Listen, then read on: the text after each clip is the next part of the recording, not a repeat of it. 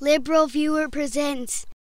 So partisanship may be unseemly right after a tragedy like the mass shooting at a Newtown, Connecticut elementary school, but comparing Republican and Democratic reactions to the deaths of so many people, especially 6- and 7-year-old children, made me glad that my president is not Republican Mike Huckabee, a current Fox News contributor who came close to getting the Republican nomination for president in 2008 and who's still one of the leading contenders for 2016, yet on the day of the Sandy Hook Elementary School shooting, he answered a question from Fox News host Neil Cavuto like this.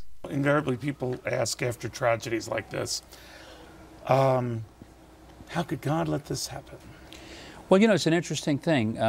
We ask why there's violence in our schools, but we've systematically removed God from our schools. Should we be so surprised that schools would become a place of carnage because we've made it a place where we don't want to talk about eternity, life, what responsibility means, accountability, that we're not just going to have to be accountable to the police if they catch us, but one day we stand before a holy God in judgment. If we don't believe that, then we don't fear that. And so I sometimes, when people say, why did God let it happen? You know, God wasn't armed. He didn't go to the school. But God will be there in the form of a lot of people with hugs and with therapy and a whole lot of ways in which I think He will be involved in the aftermath. Maybe we ought to let Him in on the front end and we wouldn't have to call Him to show up when it's all said and done and at the back end. There's so much wrong with that statement, I don't even need to deconstruct it, but the response that same day of the shooting from Democratic President Barack Obama was much more realistic, calling for meaningful action in the real world, as you can see in this clip. As a country, we have been through this too many times. Whether it's an elementary school in Newton or a shopping mall in Oregon or a temple in Wisconsin or a movie theater in Aurora or a street corner in Chicago, these neighborhoods are our neighborhoods and these children are our children. And we're going to have to come together and take meaningful action to prevent more tragedies like this, regardless of the politics. Yeah, meaningful action. That's a lot better than blaming insufficient deity worshipping, and sounds like it may actually involve things that exist in reality, though that's not to say President Obama's statement was entirely secular, but at least he didn't use religion as an explanatory factor, but more as a source of soothing platitudes, what lawyers call ceremonial deism, like what you can see here. While nothing can fill the space of a lost child or loved one, all of us can extend a hand to those in need, to remind them that we are there for them, that we are praying for them, that the love they felt for those they lost endures not just in their memories, but also in ours. May God bless the memory of the victims. And in the words of Scripture, heal the brokenhearted and bind up their wounds. Now, I don't mind the president referencing scripture, especially when he also called for meaningful action, and in furtherance of the president's call for action, rather than blaming God control in the schools like Republican Mike Huckabee, Democratic Senator Dianne Feinstein focused on lapses in federal gun control laws last Sunday on Meet the Press when she described the bill she would have ready for the president to lead on in this clip. He is going to have a bill to lead on because it's a first-day bill I'm going to introduce in the Senate, and the same bill will be introduced in the House, a bill to ban assault weapons. It will ban the sale, the transfer, the importation, and the possession, not retroactively, but prospectively. And it will ban the same for big clips, drums, or strips of more than 10 bullets. So there will be a bill. We've been working on it now for a year. We've tried to take my bill from '94 to 2004 and perfect it. We believe we have.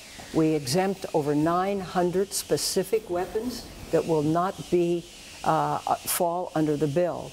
But the purpose of this bill is to get just what Mayor Bloomberg said, weapons of war off the streets of our city. Now, a lot of what Senator Feinstein proposed there makes sense, especially getting rid of weapons like the Bushmaster assault rifle used in the Connecticut shooting and the clips of more than 10 bullets that made the shooting so deadly, and this proposal to regulate the most dangerous weapons seems much more reasonable than the proposal from Republican Congressman Louis Gohmert that same day on Fox News Sunday here. Every mass killing of more than 3 people in recent history has been in a place where guns were prohibited. These gunmen, except for one, they choose this place. They know no one will be armed.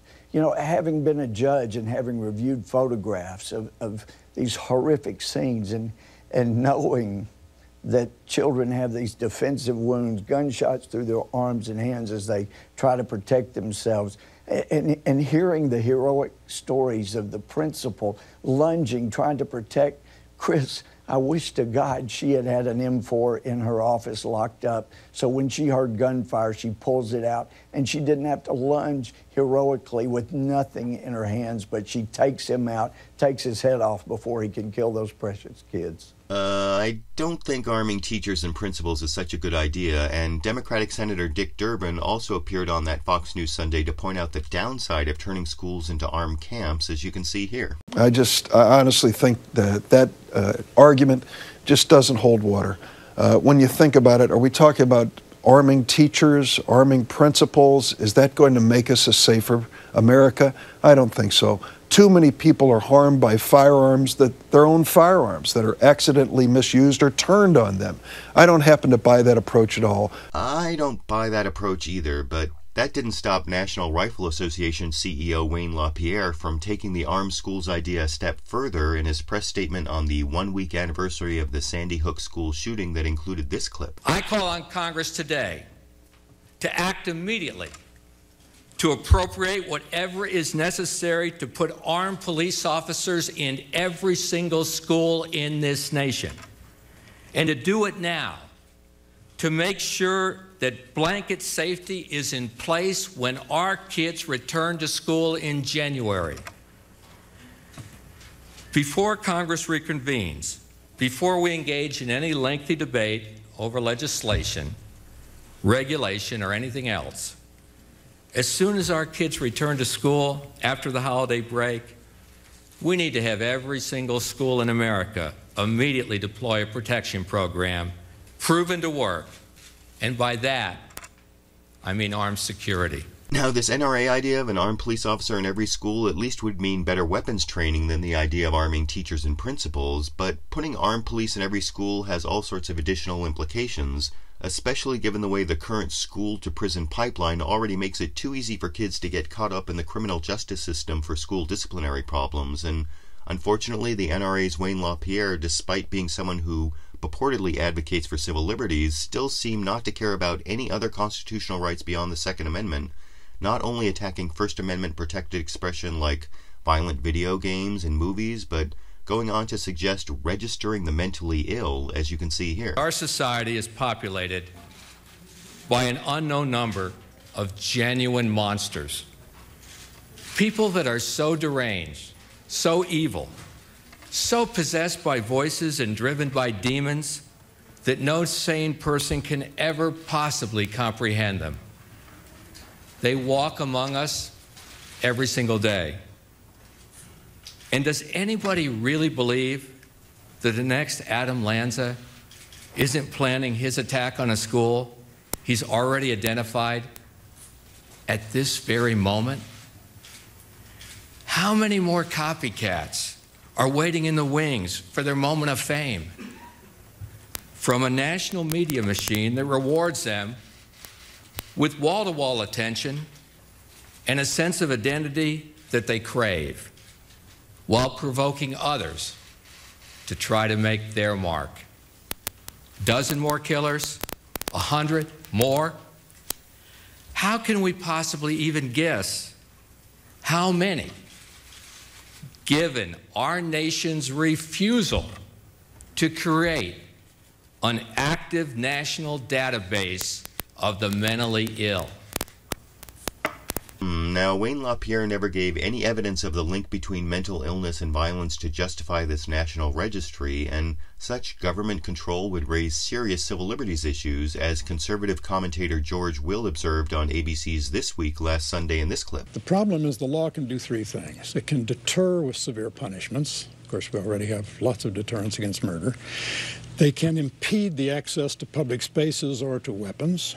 Or third, the law can monitor and in some cases confine people who meet the profile of these people. The problem with this is these people are determined, psychotic, and often suicidal.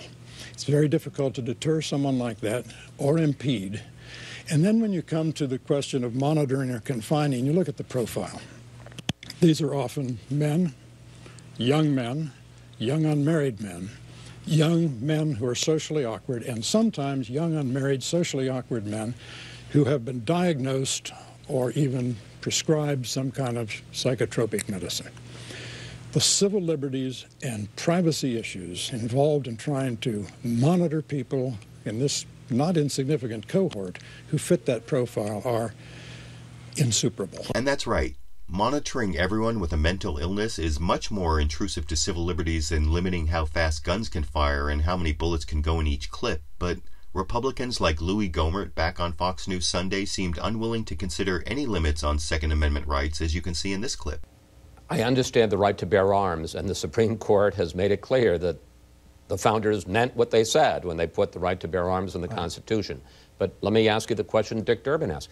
Why do people need these semi-automatic weapons? I was reading about the Glock he had and the Sig Sauer he had. 5 bullets a second. There's the Bushmaster. I mean, these were created for law enforcement. These were created for the military. Why does the average person, I can understand a hunting rifle, I can understand a handgun, why do they need these weapons of mass destruction? Well, for the reason that George Washington said, a free people should be an armed people. It ensures against the tyranny of the government. If they know that the biggest army is the American people, then you don't have the tyranny that came from King George. That's why it was put in there. That's why once you start drawing the line, where do you stop? Of course, constitutional law is all about drawing lines, and just as one of my recent videos discussed the reasonable time, place, and manner restrictions the Supreme Court is allowed to be placed on freedom of speech, the right to keep and bear arms must also be subject to reasonable regulations, though, as Yale law professor Akhil Amar pointed out on MSNBC's Up with Chris Hayes that same Sunday, the Supreme Court has yet to define the parameters of the Second Amendment right, as you can see here. All the Supreme Court has said thus far is that there's a core traditional and textual right to have a gun in the home for self-protection. Now, the big issues going forward are going to be carrying guns outside the home, whether they're concealed or open, whether a state can absolutely prohibit that, whether it can regulate that, whether it can regulate the kind of ammunition, the size of the clip. And fortunately, our president is also a former constitutional law professor, and he also recognizes the U.S. Supreme Court decisions in Heller and McDonald leave lots of room for regulation, which is why at his news conference later last week announcing a task force on gun violence led by Vice President Joe Biden, President Barack Obama also said this. What we've seen over the last 20 years, 15 years, is this sense that anything related to guns is somehow an encroachment on the Second Amendment. What we're looking for here is a thoughtful approach that says we can preserve our Second Amendment, we can make sure that responsible gun owners are able to carry out their activities, but that we're going to actually be serious about the safety side of this, that we're going to be serious about making sure that something like Newtown or Aurora doesn't happen again. And there is a big chunk of space between what the Second Amendment means and having no rules at all. And that space is what Joe's going to be working on to try to identify where we can find some common ground. And President Obama is right, and seemingly paradoxically, the Supreme Court's ruling supporting an individual right to keep and bear arms may make those common-sense gun regulations easier to achieve in Congress, as Professor Akhil Amar pointed out back on MSNBC in this clip. Ironically, the fact that the court has affirmed this core right to have a gun in the home for self-protection could make other kinds of gun regulation easier because the argument is this won't be the first step on a slippery slope to total confiscation. Now that it's actually been declared, then so we won't slide all the way down. We might have reasonable regulation, and people can still have a right to a gun in the home for self-protection. Now, Professor Amar may be a little overly optimistic given the statements of Second Amendment absolutists like Louis Gohmert and Wayne LaPierre, but as President Obama pointed out at his news conference announcing the Biden task force, some kinds of gun regulations are gaining consensus, as you can see here. A majority of Americans support banning the sale of military-style assault weapons. A majority of Americans support banning the sale of high-capacity ammunition clips. A majority of Americans support laws requiring background checks before all gun purchases so that criminals can't take advantage of legal loopholes to buy a gun from somebody who won't take the responsibility of doing a background check at all. I urge the new Congress to hold votes on these measures next year in a timely manner. Those simple steps make sense to me, though, as I mentioned in my previous videos about guns, mass shootings, and the Second Amendment, I'm not much of a fan of either guns or gun control, but I want to know what you think. Should Congress pass laws limiting how fast guns can fire, limiting how many bullets can go in each clip, and requiring background checks for all gun sales, even at gun shows?